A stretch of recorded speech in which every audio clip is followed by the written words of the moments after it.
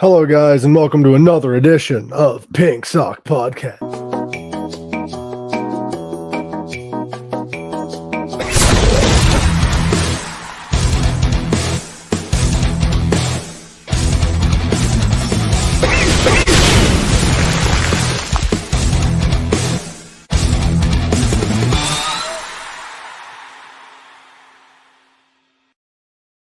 Hello, Adam. How you doing, brother?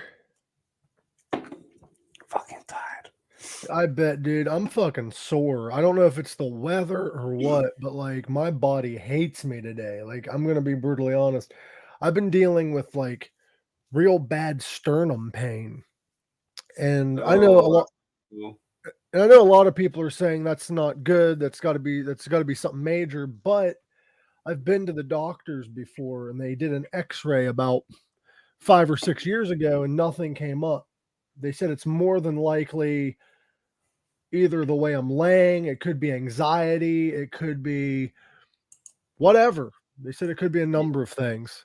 So I haven't been to the doctor since. I just kind of deal with it, but it comes and goes. So it could be acid reflux, could be anything, but it hurts when I push down on it and it hurts when I move certain ways. Plus, I'm dealing with a fucking underarm cyst right now. So I'm waiting for that fucker to bust. That ain't cool, bro. No, it's my own fault, I think. I lay in bed too fucking long, I'll be honest. Depression gets the best of everyone. But anyway, let's get in a better mood, shall we? How are you doing, Greg? Yeah, I'm kind of recovering. I got really sick on Sunday.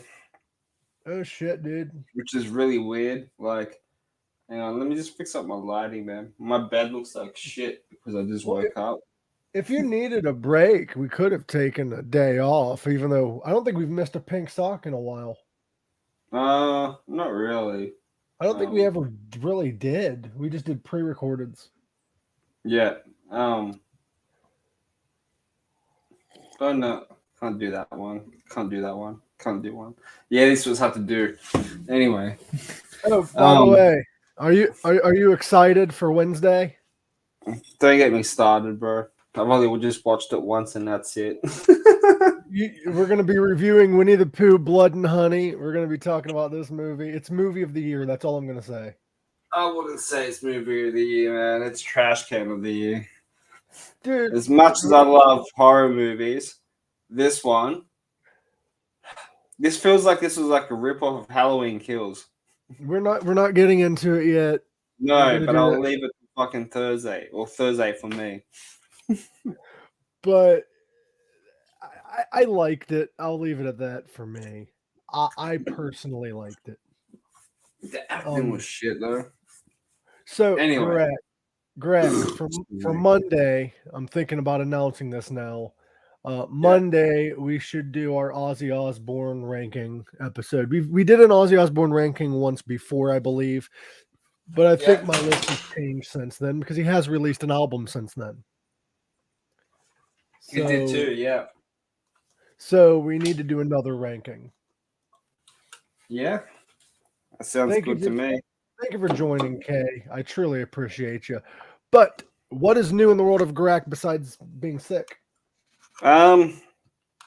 Nothing. Working. Got really sick on Sunday. Woke up at 4:30 in the morning. Started throwing up nonstop. Decided not to go to work, so I went back to bed. I woke up a few times to go to the toilet and throw up, but other than that, I didn't get out of bed till like fucking 8:40 at night. Sounds like you had a fucking amazing time. I feel better. I feel like I went back to work yesterday, and I feel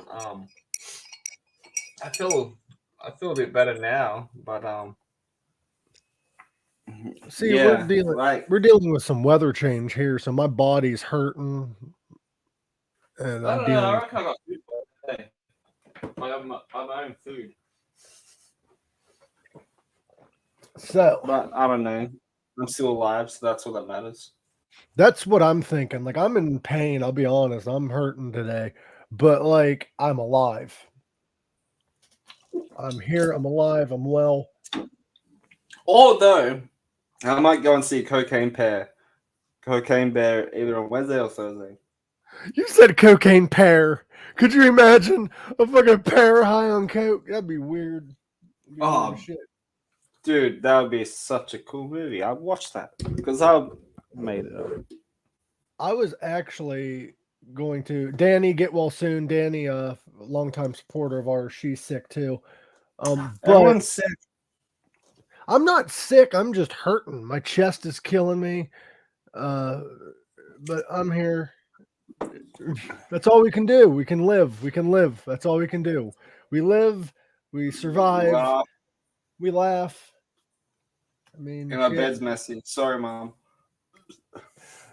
My bed's messy because I just got out of it, but you can't really tell. That's why I have the lighting up here and not back there, Gorak. That's where you fucked up. You put your lighting next to your bed so we can see the mess. Well, yeah, that's true. Shut up. You're not my dad. You can't see the disaster that's my room because I put my lighting behind the laptop. Plus, you're hiding behind it. Yeah, I'm hiding it. I'm hiding the trash. See, I can't do this. This doesn't work. See, I'm like real close to the camera. I'm using some camera tricks so you can't see the disaster that is me. Okay, what if I do this? Nope, we can still see it. We actually see it worse. Oh, there we go. That works. We can actually not see your mess anymore. Your room's actually really clean.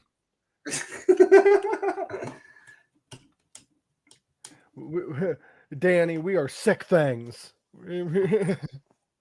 Oh, speaking of, Alice Cooper's $1 billion Babies just celebrated its 50th year anniversary a few days ago. I know, that's wild as shit. What's your favorite songs on that album?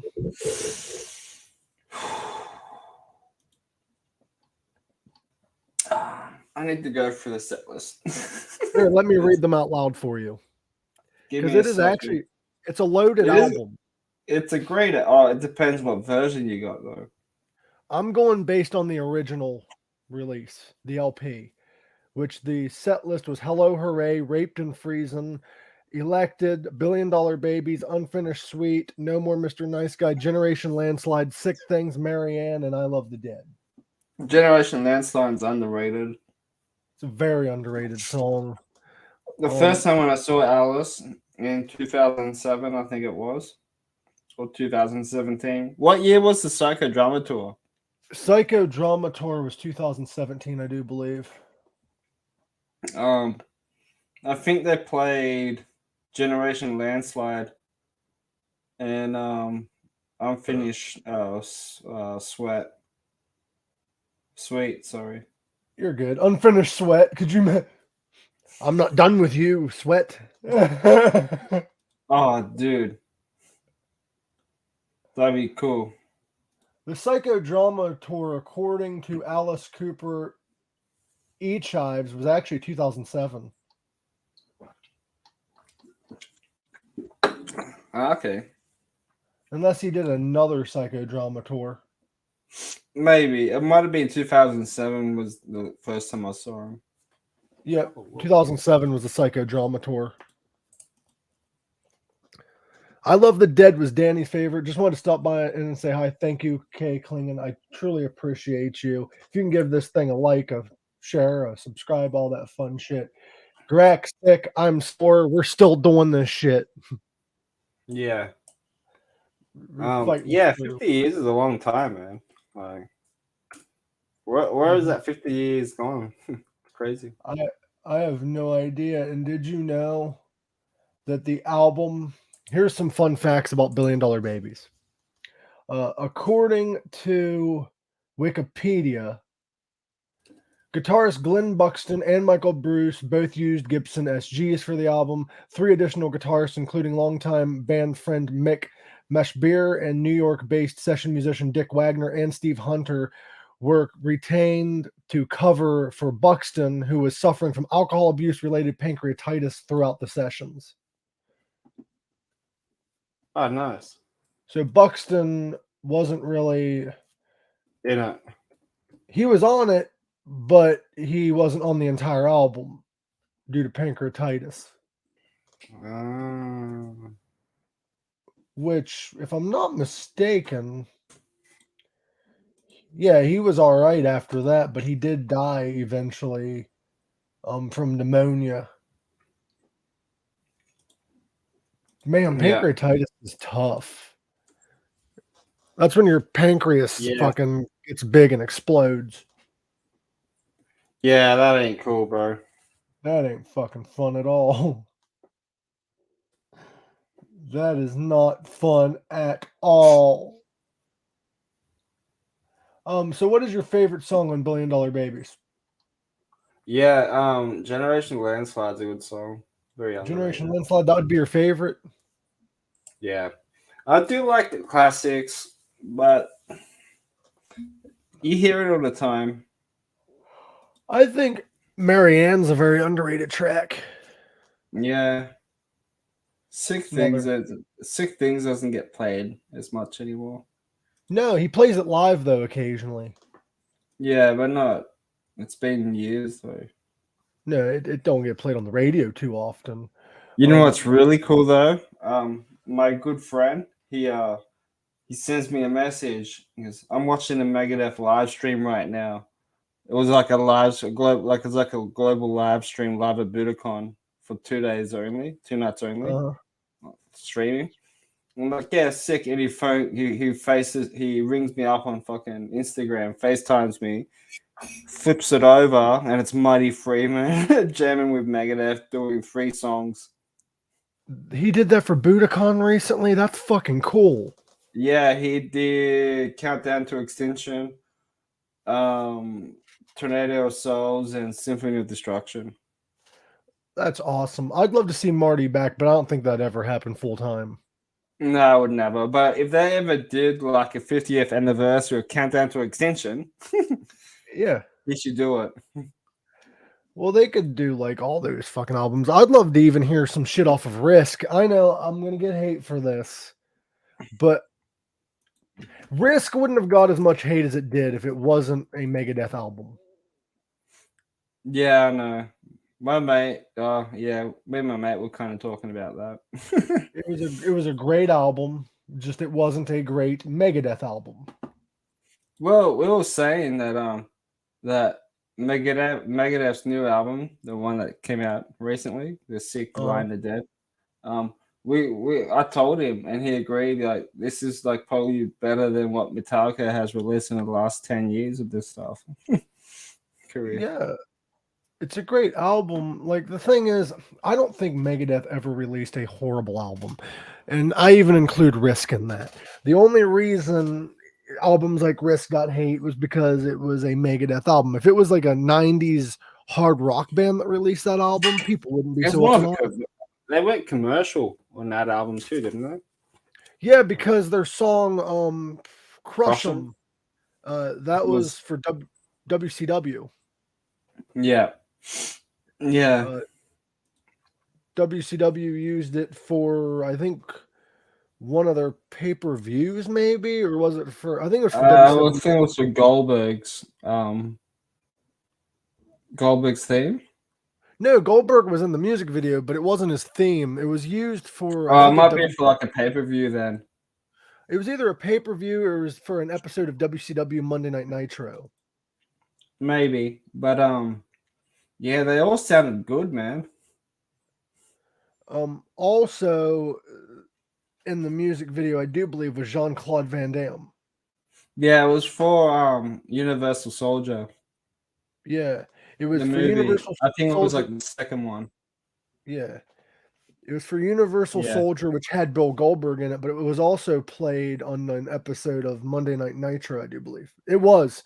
They performed it live on July 5th, 1999. Yeah. But great. To me, that song sounded like a radio rock song. I thought it was a good song though. It is, but it was too radio-ish for Megadeth at that time, I think. Well, it wasn't a thrash metal album either. It was a hard rock album. No. Alternative metal, but it wasn't thrash. It wasn't your typical Megadeth record. Which arguably that was the album that got Marty out of the band.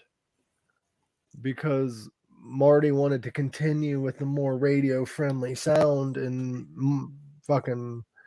I don't know. I wasn't there. This is what I've heard. No, he said he didn't want to play that I think he said that he didn't want to play that style of music anymore. Yeah, he didn't want to play thrash, but Dave did.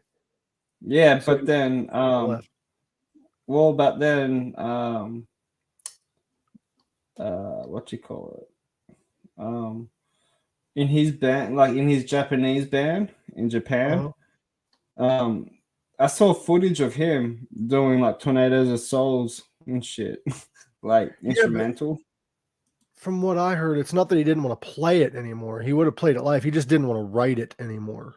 Yeah. But then I did see footage as well.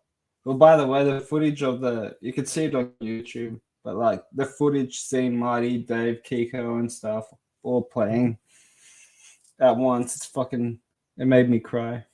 Oh, Kiko was playing at the same time. I thought they had him go off the stage while Marty played. No, it was like three guitarists. No, that's neat as fuck, dude. I think that's cool. Yeah, and they all sounded pretty tight. And when Marty did the 3 songs, he played all the leads. See, I would love to hear Marty Friedman at least on one Megadeth song again. Yeah, you never know. It could happen. Anything's possible. Yeah, like it's open. But I have seen footage of Jason Newsted getting up on stage with Megadeth. I don't know how recent was this, doing Phantom of the Lord. That's neat. Like, it's just Jason Newsted singing and Megadeth playing Phantom of the Lord. It is very interesting seeing Jason Newsted with Megadeth. I know, but like, it was fucking awesome. And just to hear Newsted sing again. Like, Newsted. What's that?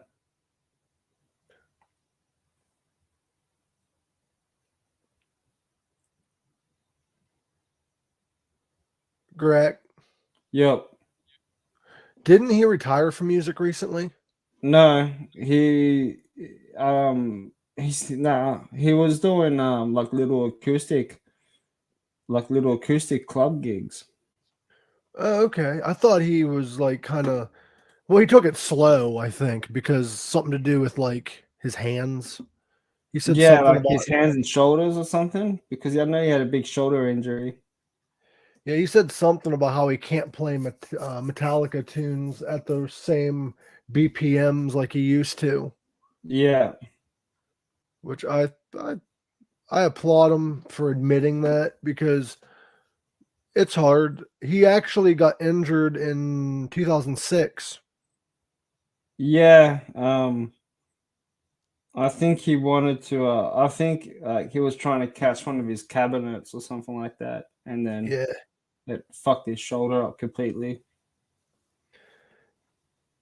Yeah, he actually quit playing bass for a while between 2006 and 2007. Was that during his time with Newsted? I believe so. Yeah, he was injured while he was performing with Newsted. He ended up taking a leave from music because he was unable to play, and he became a painter. Yeah, which kind of sucked because Newsted was such a great band. Yeah, and then he decided to play bass again on January 4th, 2007, but he admitted that he was addicted to pain pills. That started when he was in Metallica to cope with his neck problems. Yeah. And then he also became addicted again to painkillers during his shoulder injury. But he says he hasn't used since 2010, so I'm proud of him for not being addicted But anymore. I can just see him just be a vocalist for a thrash metal band. Well, Newsted did release... Well, that wasn't during Newsted when he got injured. Yeah. Newsted was in 2010 or whatever. This was 2007. This was during his run with... What band was he in at the time? Calabrese? Rockstar Supernova? Oh yeah, that would have been like with Tommy Lee and stuff like that. Yeah. And Gilby Clark. That was like for that TV show. That was sort of like Idol. Either that or when he was with Voivod. Yeah. It was But either yeah, that. it's a shame that Newstead broke up because that band was cool. I wonder if he's ever going to do anything with Newstead again. Because that was after his injury. Yeah, I don't know. Maybe they decided to quit, and maybe because of his injuries, or there was no reason why. But dude, they were pretty cool, man. Their last thing they did was they became inactive on their website with a brief message in 2014, and then they took down their website in 2018. He ceased touring with Newstead due to other musical interests as well as the band being unprofitable, he said. It cost me an awful lot of money, hundreds of thousands of dollars, to take the Newstead band around the 22 countries that we had played. So that's understandable. Then he turned around and he recently formed in 2016, after being out of the public eye for 2 years, he formed Jason Newstead and the Chop House Band. No, I guess that's understandable. And plus, these days now, it'll be so expensive for him to tour around the country as well. With that band. Yeah, especially with the shows that they played, unless they were opening for a major act. It'd be different, yeah. But they were supposed to play at a music festival in Australia called Soundwave Festival. The one that I went to. I think that's where Rob Zombie Avenged Sevenfold was there. And that's when he pulled out. And I was kind of upset about that. That sucks. Like, because he would have fucking ripped that pit a new asshole, dude. So, do you prefer his time with Metallica or do you prefer Newstead? Both. Musically, for Jason Newstead, I do prefer him and Newstead because he has more creative control. Yeah, I know, but I like him in both because he brought so much energy with Metallica, though. He did. Sadly, though, the first album he was on, he wasn't even on. Well, no, because they turned down the bass. They took the bass off. And apparently, I don't know if this is true or not, but I remember there was one episode of That Metal Show, and I had Mike McCready on from what's Pearl Jam. He said that he has heard audio tracks with the bass on. I think it is actually available online. You can find it now. I think they released some of the tracks. Yeah. But yeah, he's good in both. I kind of miss him Metallica, even though Robert Trujillo now has been in the band for 20 years. Robert Trio, if I'm not mistaken, he left Ozzy Osbourne for Metallica, did he not? Yeah, he auditioned for Metallica. But you know how many fucking bass guitarists wanted to bloody join Metallica? Right. Pepe Well, look, Twiggy Ramirez, you know. It's insane.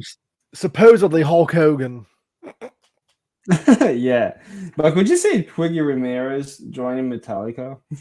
What would he play, bass? Yeah. He was one of the auditions.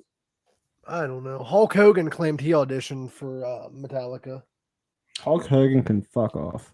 It's fucking hilarious because this dude, I think he's living his character. I don't know if he actually believes half the shit he says. But he said in an interview that he was asked to play for Metallica on bass in like the 80s. So this would have been around the time of Cliff Burton's death, I do believe. But he claimed, Hulk Hogan. Yeah, he claims that he was offered to play bass for Metallica. Now, Lars Ulrich has since said that never happened. He's never even met Hulk Hogan in his entire life. And he didn't even know Hulk could play bass. Now Hulk can. Terrible if he did. Well, Hulk can play bass. He's played bass live with musicians and shit at like random shows. But what I'm reading here, it says Hulk Hogan almost joined Metallica. How's it the internet? According to Hulk, according to everyone else, that never happened. Yeah. I don't know if this man believes his own hype or not, because he's been known to lie a lot. Yeah. Wouldn't it be weird to see he'd be like the only not the only tan dude, but the only like muscly dude with a mustache like that in the band? It'd be terrifying because look at the height difference. He's this big fucking bulk dude standing next to like these smaller dudes. Like, if Dave Mustaine was still in the band, you'd probably put him in a headlock. Could you imagine the music they'd write? Dude, Metallica will flop. Give me dude, give me brother, give me what you gonna do. Hulk actually did have a solo album called The Beach Patrol. If you really want to listen to some of Hulk Hogan's music. No. It's not bad. It's not good, but it's not bad.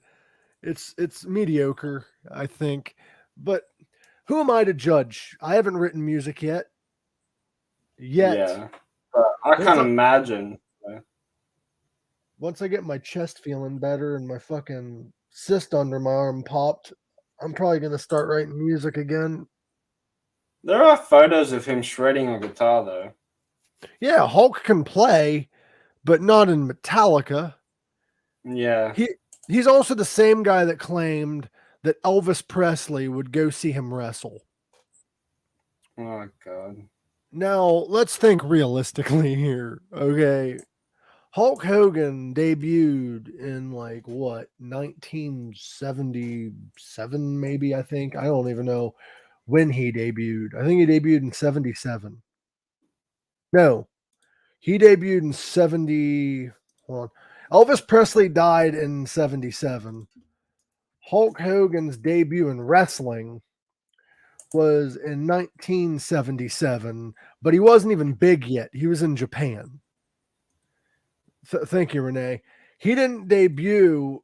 Love you, Renee. Thank you. Love you, Danny. Thank you for tuning in. Love you, Kay. And anybody else who's listening who's not commenting, we love and appreciate you as well. Hulk Hogan did not debut in WWE until 1979. How the hell is Elvis Presley?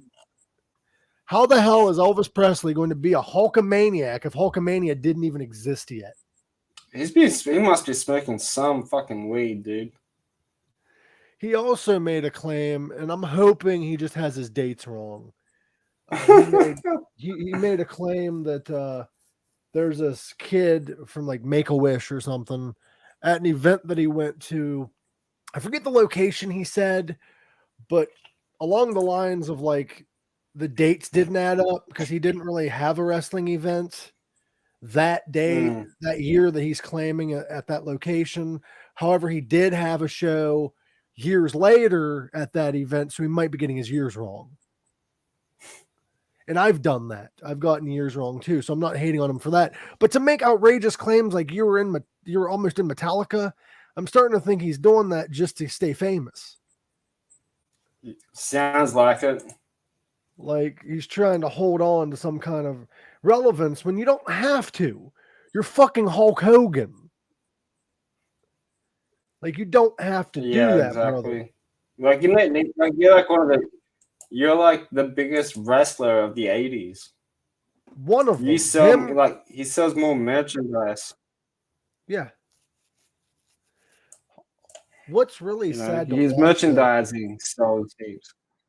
What's really sad to watch though is if you watched him transition into the 90s, the times were so much different that it just didn't work anymore. Hulk was the biggest name of the 80s, but he wouldn't have been a big name in the 90s if it wasn't for his whole Hollywood Hulk Hogan NWO shtick. Yeah. I respect Hulk for what he was, but I don't agree with some of the shit that he does. He'll brag about shit that didn't actually happen. Which the human mind misremembers shit. I get that. But you don't misremember meeting Elvis Presley. You don't misremember almost being in Metallica. Now, he did go back and he reverted his statement. He said, I wasn't asked to be in Metallica. I almost tried out, but I didn't.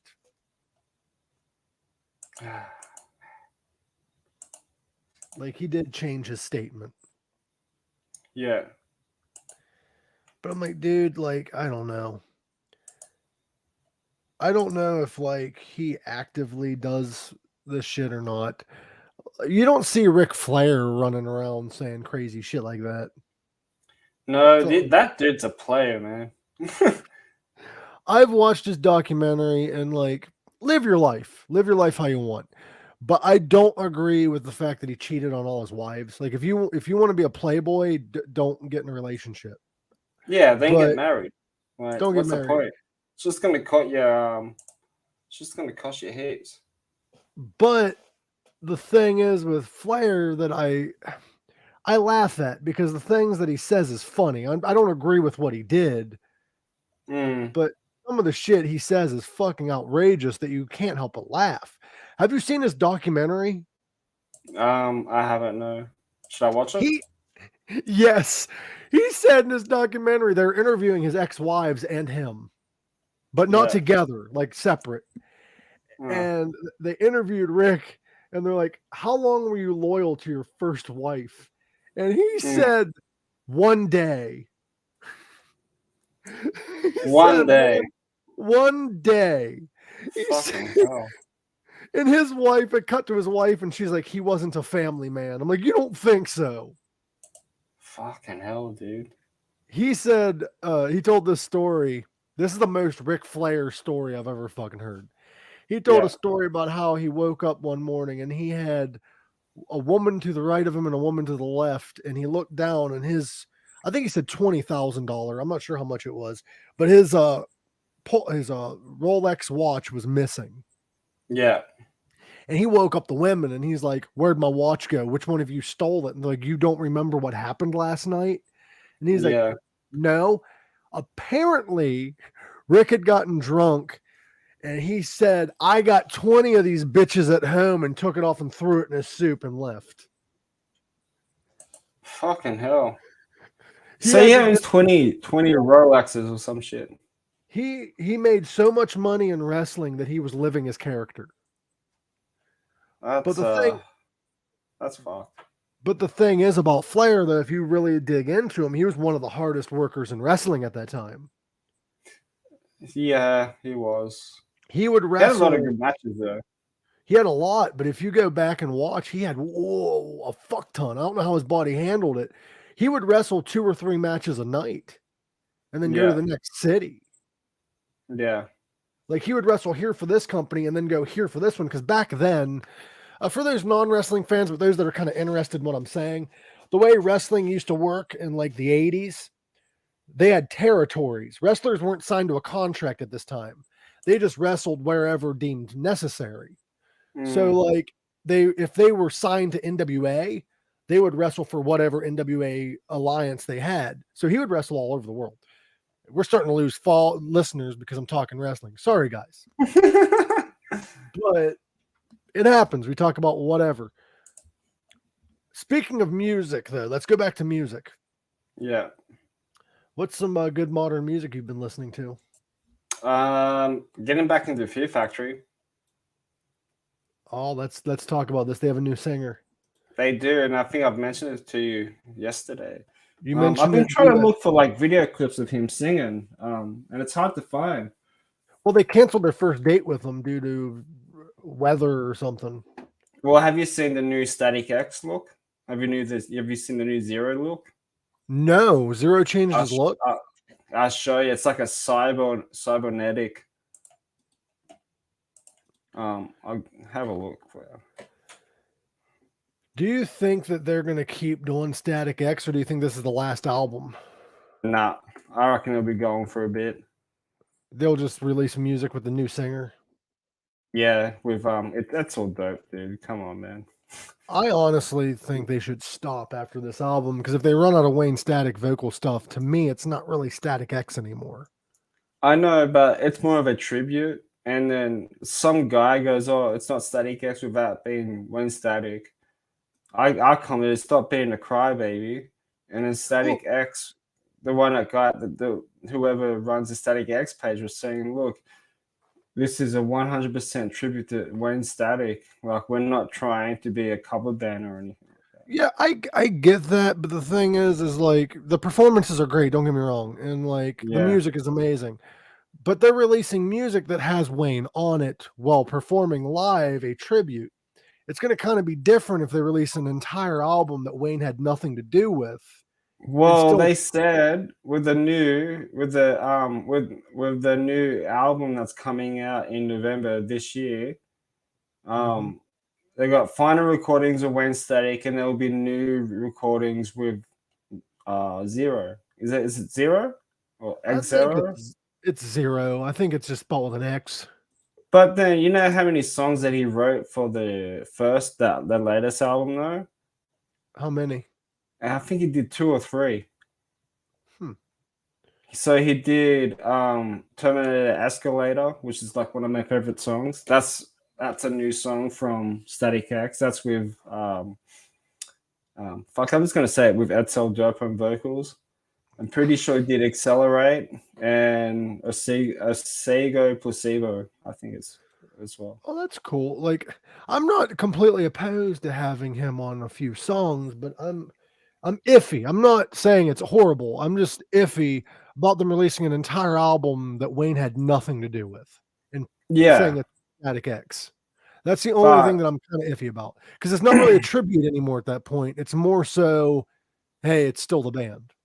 Yeah, but I still think it's kind of cool how they're releasing all this unreleased stuff, but putting in new music as well with the new singer. So, let's show you where didn't the songs that Zero is singing on? Yep. Aren't those lyrics though that Wayne Static wrote but didn't get to record? I think so, but I don't know about the other songs though. Wayne still had a part in those songs. What I'm saying is releasing brand new music Wayne had nothing to do with at all on a whole new album. Not one song has Wayne on it. Yeah. Is it still a tribute? Maybe. But you reckon, because I know Edsel Dope has been mixing and producing these albums, you reckon the reason why they chose him is probably because he's been there from the beginning? True, because Dope and Static X used to tour together all the time. Because when Constant Dev Trip or whatever it is, I can't speak today because I'm half deaf. Dead. I'm pretty sure Dope took them out on tour when that album came out.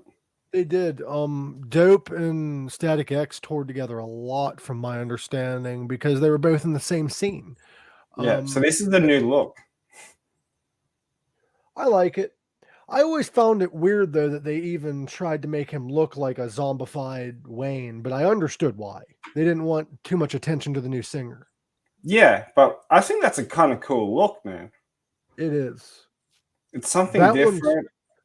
I think that one's cooler than the zombified one.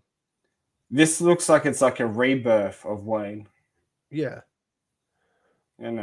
Although, but look at those handsome dudes. Look at them. I know. If I'm not mistaken, and I could be, because I'm not too sure about the lineups of Static X. I knew that Static X had some issues towards the end, whatever. Aren't those 3 dudes from the original lineup, or is one of them from the last lineup? No. So it was Tony. Let's see, Kichi. Yeah, Kichi. Yeah, he played in the metal band in Melbourne too after Static X from Australia. And Ken, they're like the original members. Did you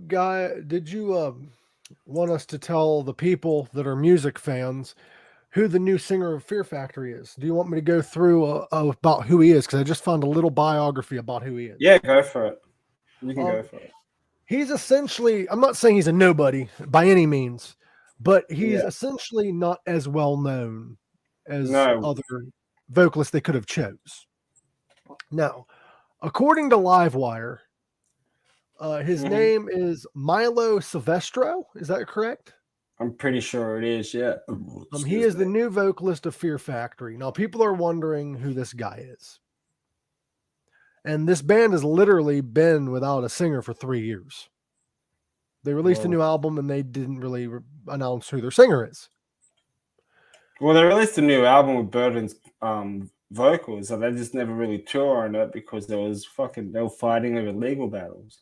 Well, yeah, but Dino technically hasn't been in the band for 3 years. They released an album with him on it, but he's not been in the band touring for 3 years. Yeah.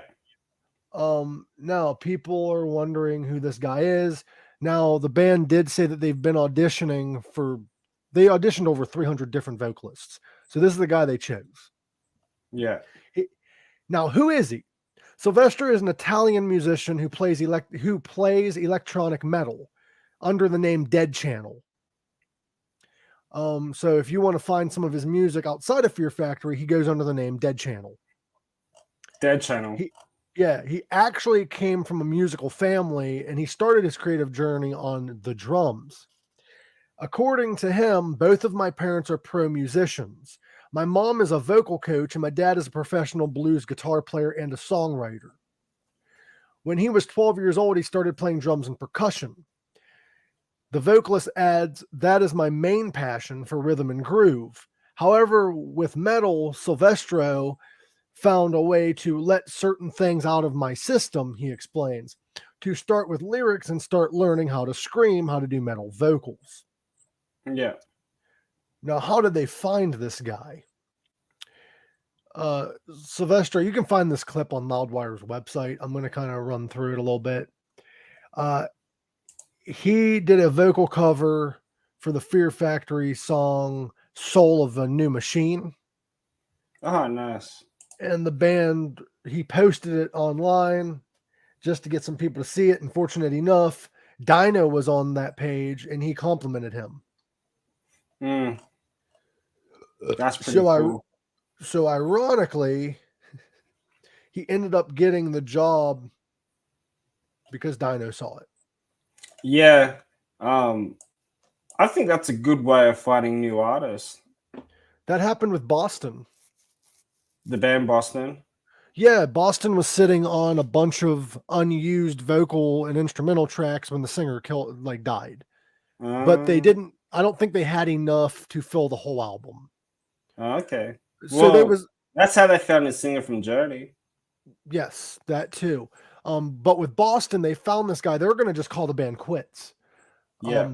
But they found this guy on, I think, MySpace at the time.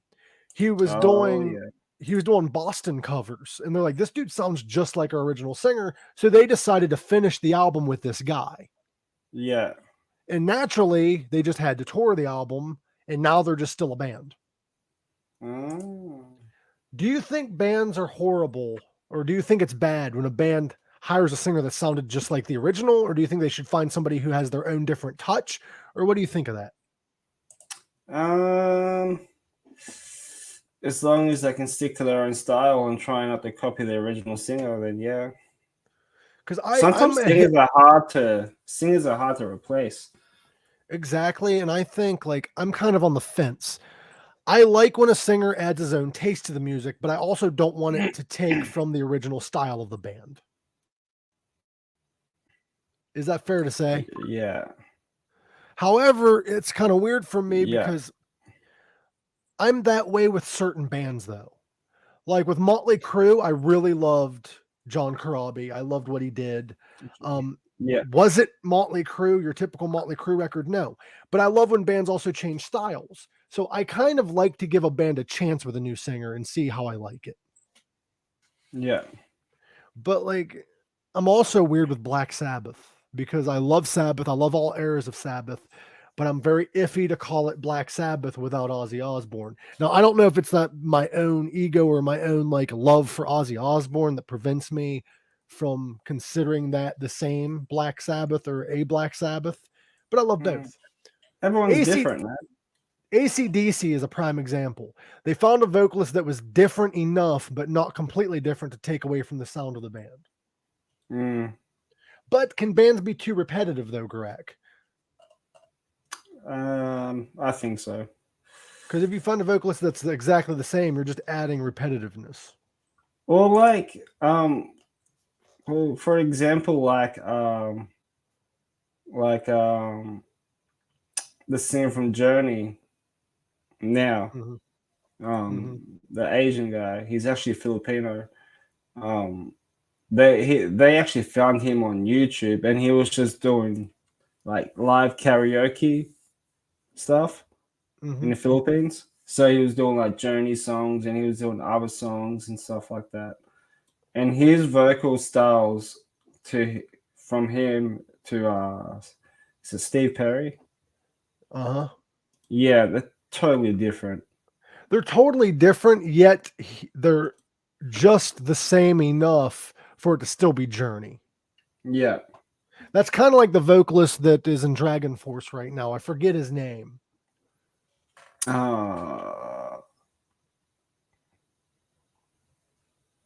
know who you're talking about. I just can't think of the name. Due to copyright reasons, I cannot play this on the air. Yeah. But here is, I just posted in the chat a link for the new vocalist of Fear Factory singing a Fear Factory song. Oh, you found it.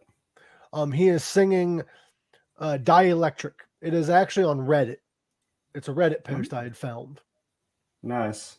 I don't know if you can click on it from here, but you should be able to click on it on YouTube. So give that a check. Oh no, it's not popping up in a private chat. I didn't put it in the private chat. I put it up on the I put it in the private chat now though. Sick. Yeah. I'll copy the link and I'll listen to it later on. Yeah, I found it on Loudwire. Loudwire had posted it. But yeah, there's so many bands that replace singers that are still fucking amazing. Like, I'll give them a chance. But there's certain bands I don't know why, but my brain just won't let me accept them with a new singer. But other bands, I'm like, oh, that's fine. Yeah. And like, it's weird for me to think that way because like I'm a fan of Guar, and Guar has like no members that are repetitive. They all sound good. And all the music sounds good, but I don't know. I need to open my mind a little more. I think that's my downfall. Yeah. But I'm really looking forward to this new singer from Fear Factory. Fear Factory. I'll check it out. I'll definitely check it out. I just think it's kind of weird. Like, I think the thing is with my brain, why it's like this, is because once a band's had a singer or like a solid 2 original members, for like 20 years or so, and then they replace that singer, it's kind of hard for me to adjust. But like, what has Dano been doing for the last 3 years? He's been touring with Soulfly. Yeah, but the same can be said for any of the members of the band because Fear Factory hasn't really been touring at all for 3 years. Well, Terry Campos has been touring with Static X. Yeah. He's actually touring with Static X and Fear Factory for the upcoming Static X tour. Well, could you like? And I just noticed this as well. Like, how many double bills have those guys had to play? Well, if you look at this tour coming up, I do believe it is Static X, Dope, Fear Factory, and I forget who else. So Static X has members of almost damn near every band on the bill. Yeah, pretty much. Because like, could you imagine? It's like Edsel Dope and Tony Campos has to do Static X and their bands. And also, one of those bands has to like not have a break in between. It's gonna be rough, man. Because I don't know how Edsel does it. With the original tour that I saw them on, it was Dope, and then you had Devil Driver, and then you had Static X, so he kind of had a break to spike his hair up and shit. I'm pretty sure that's what's going to happen on this tour. It's going to be Dope. I'm pretty sure his hair is fake at the time. I don't know, but like they had a break in between bands. Yeah. But did you remember? Sorry, what was that? I believe the break is going to be, it's going to have Dope, Fear Factory, and then Static X. I think it's how the lineups should be anyway. But go ahead. Did you remember when the neck tattoo was released, and they were all saying that this singer has been identified, and it was Edsel Dope, and then Edsel Dope played cool about it for so long. How it was like anyone could have a neck tattoo or something like that. I remember And that. I like how he kept it so just very casual. And it'll be like, oh, hey, yeah, it was just me underneath the mask or anything like that. But you can just hear by his voice, though. Yeah, and his guitar playing as well. Well, if you remember when the album came out, it was already suspected before they even announced who the singer was Zero. There was already speculation as to it either being Etzel Dope or what's his name? The singer of Devil Driver. What's his name? He was also the singer of Coal Chamber. Oh, yeah, I know, Des Farah. Yeah. Des Farah? It was people said it was either one of those two, and I didn't think it was Des because Des has blonde hair. There's no way if they even spike his hair up. Like he wouldn't look unless if he dyed his hair and stuff. Yeah. No, and plus he's too beefy. Yeah, he's too beefy, and he did have black hair during Coal Chamber, so it might have worked. But like, he's too beefy. His vocal style is similar, but I don't think it would work the way that Dope's does. No, and I've seen footage. Somebody was doing guitar comparisons of Etzel Dope and Zero, and it's definitely Etzel Dope. Yeah, but I just like it how he like he's just like just playing along with it, you know, because like I think he just wants to be respectful for the band. Yeah, and I don't think he's ever publicly said it was him, even to this day. No, the only way you can find out is the actual band members. Yeah. And oh, by the way, guys, don't forget to hit that subscribe button, and you can find all of our stuff at allmylinks.com/pinksockpodcast. I have to say that because some people forget to hit that subscribe button, and we love you all for tuning in. But yeah, I think the whole Dope and Fear Factory and Static X touring together is smart. Well, Static X is coming to Australia in May. I think I should go away. I didn't know this. Did you know that Des Fafara, I think is how you pronounce his name? I call it Fazza or whatever. Well, Des. Let's just call him Des. Call him Deza. His father, Tiger, and his late uncle, Stanley, were child actors on the Leave It to Beaver television sitcom. Oh, no way. Yeah, they were on Leave It to Beaver. That's funny. Also, do you know how he got his nickname Dez? No. To honor Des Candina, who is the vocalist and guitarist for Black Flag. So he was also a little bit of trivia. Yeah, that's pretty cool. He was also, if I'm not mistaken, he was the guitarist for the Misfits for a while. Oh, that's cool. He played from 2001 to 2015. Yeah, right. He was on actually quite a few Misfits releases too. Oh, nice. At least songs. He was only on 2 albums. Who is the original Misfits? I know it's Jerry Only, and is it Glenn Danzig, the original as well? Do you want to get really technical? Well, because when I say the original Misfit with Glenn Danzig and Jerry Only and his brother, like, is that the free original or is that the classic one? I got a question though. Like, who is the original in the first album? I'm trying to say. Like, okay, we're going based on first album, not first shows. Well, we go first shows. As far as I know, the original Misfits would be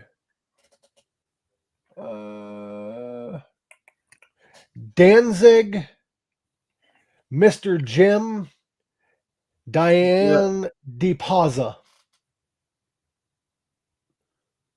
was the original Misfits. The first ever, they sound like wrestling names. That was in 1977. Now, do you want to get technical, Greg? Yeah. The original Misfits is Danzig. Really? Just Danzig? Danzig wrote the entire first album, every instrument and vocals. He wrote all of it. The band was actually founded in 1977 in Lodi, New Jersey by Glenn Danzig, and he first recruited the Misfits as drummer Mr. Jim and Diane DePazza. However, DePazza never showed up. Mr. Jim was replaced by Manny Martinez shortly after, and the two practiced in Martinez's garage. Danzig played electric piano, and Martinez was on the drums. The duo soon encountered Jerry Chiaffa, who is now Jerry Only, because he was dating a neighbor of Martinez's, and he played bass guitar. The three-piece, they were a three-piece for a number of months, which spawned the first single, Cough/Cool. The band added guitarist Frank Francescoma Licata on October. By the end of the year, they replaced Martinez with James Mr. Jim Cartiana, and Misfits recorded its debut album Static Age in the first 2 months in 1978, but it remained unreleased until 1996. So that album has been around for years. Static Age was around for years, but they did not release it until after Danzig was long after the band as a new album. Oh, wow. It was supposed to be their first album, but instead it was their last album with Danzig. There's some history for you. There's some history for you. The original Misfits was Danzig.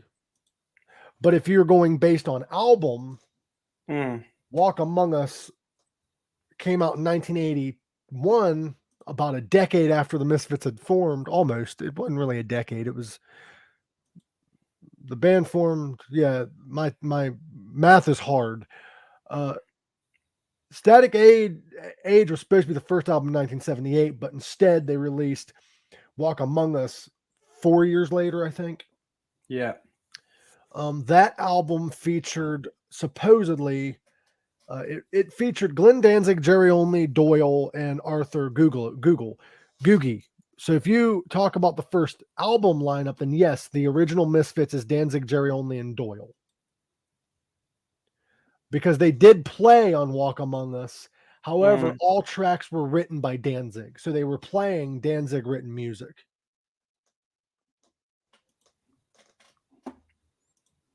Fair enough. Okay, I never got that cleared because I always just thought, like, when I say the original Misfits, I'm like, who is the original though? Technically, the original is Danzig, but if you go based on albums, it's Danzig. Yeah, no, it's those three. That's the classic lineup. Yeah, that's the lineup that everybody knows. They don't know this, guys. If you really want to know what is the original Misfits, go listen to this fucking podcast. Yeah, listen to this podcast.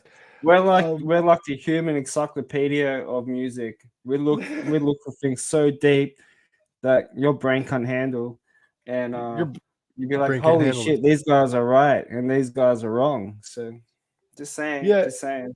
You can't handle this shit.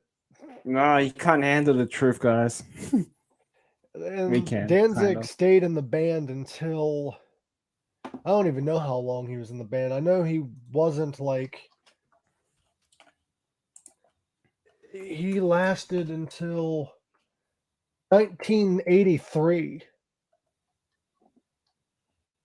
So Danzig was in the band through the debut album. He was on Earth AD, but that was the last album he was on. The band stayed disbanded until they recruited Michael Graves and did their first album in like a decade. Yeah. Well, it was less than a decade because they did release the 1996 Static Age with Danzig on vocals, even though they weren't really a band at that time. Yeah. And then after that, they decided to form with a new vocalist. Now there's kind of an issue there though, understandably so. Danzig wrote the first two albums. It was his band. So there was like a lawsuit for the longest time. That's why people are like, why are they back together even though there's a pending lawsuit? Because Danzig claims he owns the rights to the band. However, here's another fun trivia for you. None of the members of Misfits owns the right to the fucking skull logo. Oh, that's funny. Do you know why? No, you have to tell me this. I'm pretty sure you might have mentioned this to me, maybe once or twice or whatever. I don't really remember. I remember you did talking about this. It's actually a horror movie character. From the movie Crimson Ghost. The movie came out in 1946. So they stole it. They stole it. Yes, it was a stolen property. So why haven't they been sued for it? Here's where it gets kind of murky. Depending on who made the Crimson Ghost. Now, the director of Crimson Ghost is a guy by the name of Fred C. Brannon. I don't know if he owns the rights to the Crimson Ghost or not, but he died in 1953. Mm-hmm. The way public domain law works is depending on who owned the rights to it, once that person dies, you have 70 years until it goes into public domain. I know works for books and stuff. I think it also works for music. Yeah. And movies and shit. Now, if Fred is the owner of it, his estate could have sued Misfits for using the logo, but they can't now because it's been 70 years. Damn. That's pretty crazy shit. Now, who knows? Because they're not really using Crimson Ghost. They're using a whole different thing. So I don't know how copyright law works under that. Yeah. That's it's a bit crazy how they stole that shit. So technically, Danzig can't sue t-shirt companies for using it unless it says Misfits on it, because they don't technically own the rights to it anyway. Even though it's like what they're famous for. Yeah. Yeah. Did you want to do a Pink Sock Reacts for the Crimson Ghost? What movie? Yeah, the movie. Yeah, but I still want to do those free Rob Zombie movies after we do Winnie the Pooh. Oh, we can. It isn't a movie, by the way. It's a film serial. Sounds good. A film serial is different than a movie. Sounds good. I think it's shorter than a movie. It has 12 chapters. Oh, that's all right. It's like a TV series kind of thing. Well, Austin said that. I saw in the chat. We're going to be joined by, I think he calls himself Brixie now. I'll have to get his actual name from that. But yeah, we're going to be joined on Winnie the Pooh episode. Yeah. Has he seen it? Yeah, I went and saw it with him in the movies. Yeah. All I'm going to say is, how the fuck did I open that up for a sequel? I'm going to leave it at that. We're going to review the sequel when it comes out. I'm also going to say that the production company that made that movie already has another movie before this one, actually, that came out called The Curse of Humpty Dumpty. And they also apparently they're going to be doing like Bambi and shit. From my understanding, they're going to take everything that is in public domain that Disney actually didn't originally make. And they're the director is just going to get more death threats then. Yes, but the thing is, think about it. He's not. At least it's original. He's not using Disney's assets. He's using the original characters that Disney originally stole anyway. Yeah. Now, if you rewatch that movie, and we will say this on the show as well, he didn't use the Pooh from fucking Disney. He used the Pooh from the cartoon that came out before Disney. Is that the reason why the face looks so fucked up? Or is that just the way the mask looks? Yep, that's the original Winnie the Pooh look. Well, okay. Well, people are dumb then. They actually went... That's why they have the cartoons at the beginning and in the middle. That is the original cartoon drawings from the book. That's why Tigger's not in it. That's why Tigger wasn't in this movie, because he's a Disney asset, not a book asset, I do believe. Yeah. I could be mistaken. I'm still looking forward to Cocaine Bear, though. Cocaine Bear is going to be good. And also the director of and this they got movie, good ratings, too. The director of this movie has announced Peter Pan Neverland Nightmare. Is it going to be like Freddy Krueger? I don't know, but he said something along the lines as he's going to make Tinkerbell some kind of dope addict or something, dope fiend. Yeah. Peter Pan is Freddy Krueger. Like, I don't know. We can talk about it on the show. Oh, by the way, Gorak. Cocaine Bear. Stick around after the show, because I do have something I want to discuss with you, whether or not you want to do it or not. And I totally understand if not, because you haven't been feeling well. I don't want to say it publicly because it may not happen. I don't want to be the sperm donor. Yeah, well, be my sperm donor. Come on. Give me that seed. You know, shipping would cost me a lot of money. What happens if it goes missing? Not shipping. I want you to come here. Oh, I don't have the money. This is why you need to do an OnlyFriends. OnlyFriends? Yeah, it's a G-rated version of OnlyFans. I'm going to see if I can find the Crimson Ghost somewhere, because I kind of want to watch it. Which Rob Zombie movies are we going to do? Because I think we already did. Thousand Corpse, Devil's Rejects, and Free From Hell. Oh, we're doing all of them. All three of the Firefly series. Yeah, I'm not fucking around with Rob Zombie movies, man. I don't get cursed. Let's fucking do it, man. Let's go for it. And have his witchy wife outside my window. Like, we should also do a Rob Zombie ranking. Like rank his movies. Yes. Yeah. No, I didn't need to watch all of them because I've already seen them like too many times. I do, because I've not seen them all. I've seen the main ones. I've not seen Lords of Salem's a big it's a bit of a Sixth Sense type of thing. I've never seen Lords of Salem, and I've not seen 31.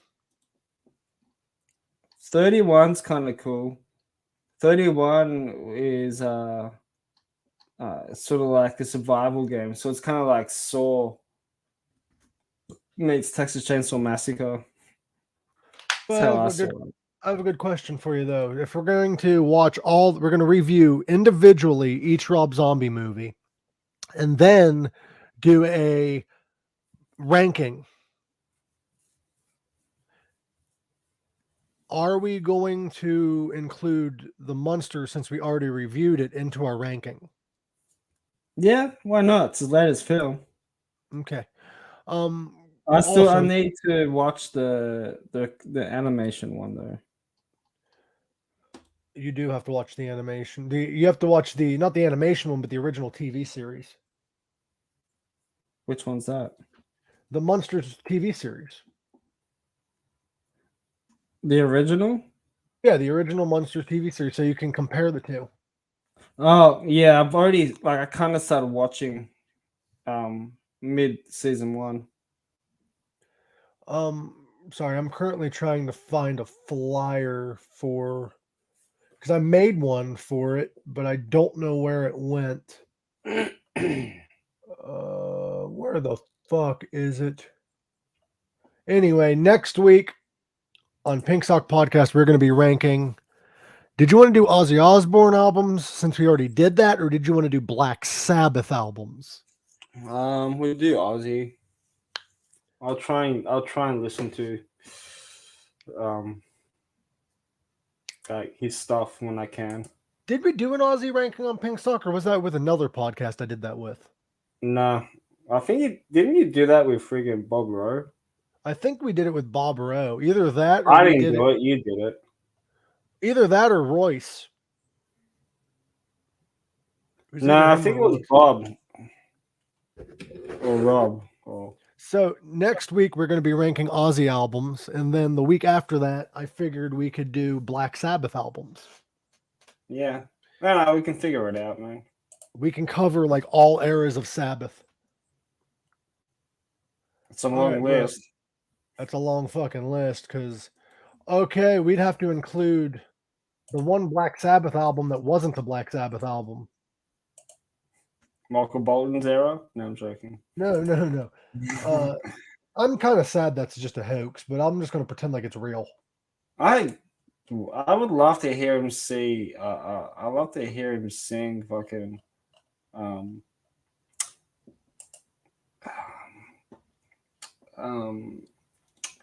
Shit. What's that? Wicked World. That would be cool. Because I reckon his voice would be so good for it. No, what I was referring to was the Tony Iommi solo album that he was forced to call a Black Sabbath album.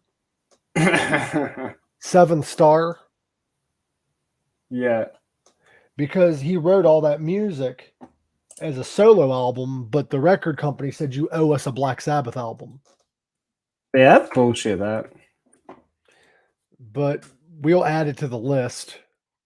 I don't know if I should add that to the list because it's not a Sabbath album. No, it's just Tony Iommi, really. It's Tony Iommi, Glenn Hughes, Geoff Nichols, and Jeff Glicksman. It wasn't just solely written by Tony, but it was supposed to be labeled as a Tony solo album. And also on drums, fun note, is Eric Singer. Yeah, he did play a small part in it. I guess we'll include it, even though it's not really... It's between Born Again and Eternal Idol. It's the only album, I do believe, of theirs to feature... It is. It's the only album of theirs to feature Glenn Hughes on vocals. But we can do that. We are going to be doing a Pink Sock Reacts. We're going to be talking about Winnie the Pooh, Blood and Honey. We will let you know our honest opinions, and we will let you know whether or not the movie hit or missed. Well, it definitely missed the freaking box office, okay? No, it didn't. Actually, it did. It only made 2.8 million. Yes, but it made its money back. The ratings were so low. Its budget was only $100,000, Greg. For only having $100,000 to make that much, it's pretty good. But in the mainstream movie world, it's a flop. It is, but that's a pretty big B-rated film, bud profit. Should be B plus. Yeah, it should be a fucking that movie deserves a Grammy. Anyway, with that being Cocaine Bear. I'm definitely going to see it this week. And then I'm going to see Scream 6 in the advanced screening on the 8th as well. Well, with that being said, guys, I hope you all have an amazing day. I'm going to try to get this fucking shit under control. But I may or may not be on Dabs with Dads tonight, depending on how I feel. But go check them out. They're amazing. They're incredible. Go subscribe to their channel. Subscribe to our channel. We do have some guests more than likely coming up. Anything you got coming up, Gorak, before we wrap this up? No, not really. All right. Love you all. And as always, live long, rock hard, motherfuckers. Stay hard.